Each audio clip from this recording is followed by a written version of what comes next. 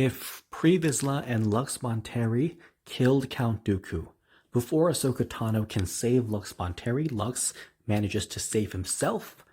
He escapes the droids, gets on a ship, and flies to Karlak. So after seeing that Lux is safe, Ahsoka goes back to Padme, and the peace talks of Mandalore fall apart. So Ahsoka, Padme, Mon Mothma, Bail Organa return to Coruscant.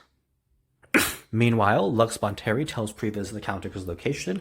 Death Watch and Lux Bonteri ambush Count Dooku, and because there are so many Death Watch soldiers, eventually the old man, Count Dooku, is overwhelmed, and Count Dooku is tied up by the Death Watch soldiers, and Pre Vizsla kills Count Dooku with the Darksaber. Right after that, Pre Vizsla kills Lux Bonteri with the Darksaber because Lux Bonteri is of no more use to Death Watch, so they're done with him, they kill him too. Darth Sidious would be annoyed that Death Watch killed Count Dooku Darth Tyrannus because having Tyrannus was very convenient for Sidious because Tyrannus would just go and do some of the dirty work, so Sidious didn't have to, but with Tyrannus gone, Sidious would probably just have to do a little bit more manual, hands-on work, but ultimately it would not change Sidious's plans at all because Dooku was very expendable and easily replaceable, so Sidious would just continue the Clone Wars on his own, and he would easily control the Separatists and the Republic fine. The Jedi would be happy that Count Dooku is dead, because that takes care of one Sith Lord and a huge problem.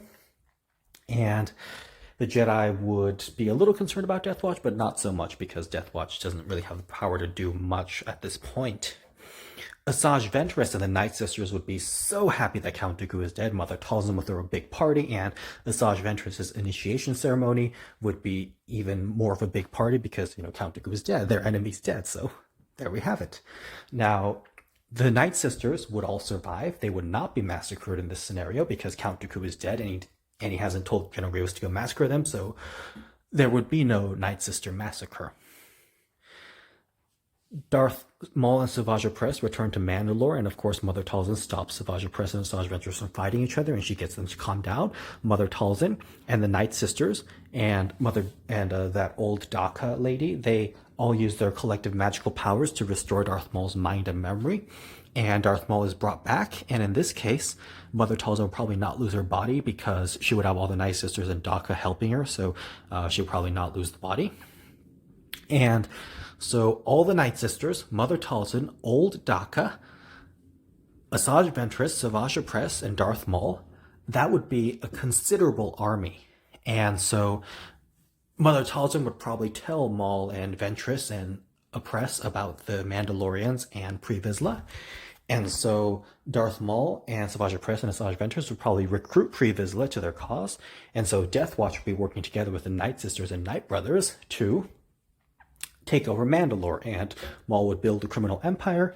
They would all take over Mandalore together, and Maul would fight Pre Vizsla in single combat, and Maul would kill Pre Vizsla. And of course, Bo-Katan would refuse to join Maul, but most of the Mandalorians would join Maul. And so the Night Brothers, Brother Viscus, Night Sisters, Mother Talzin, Daka, Asajj Ventress, Savage Opress, Darth Maul, Prime Minister Olmec, the Criminal Empire, and Mandalorian warriors, Death Watch, and all the Mandalore, and all the neutral systems, that would be a huge army. And so they would put up a very good fight against Darth Sidious, and Darth Sidious and General Grievous would have to use a lot of resources to try and take down Darth Maul, Asajj Ventress, Mother Talzin, Savage Opress, and Night Sisters and Night Brothers, and Mandalorians and neutral systems and all of them.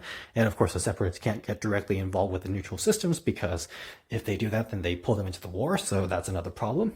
And the Jedi would be trying their best to deal with all these enemies as well, but they would struggle as well. So I think if Pre Vizsla killed Count Dooku, then it would prevent the Night Sister massacre because Count Dooku would not be alive to do the Night Sister massacre, and that would probably help Darth Maul in the future. So if Pre Vizsla killed Count Dooku, then the Night Sisters would survive, and Darth Maul would have a bigger army, and the Son of Dathomir might turn out a little differently.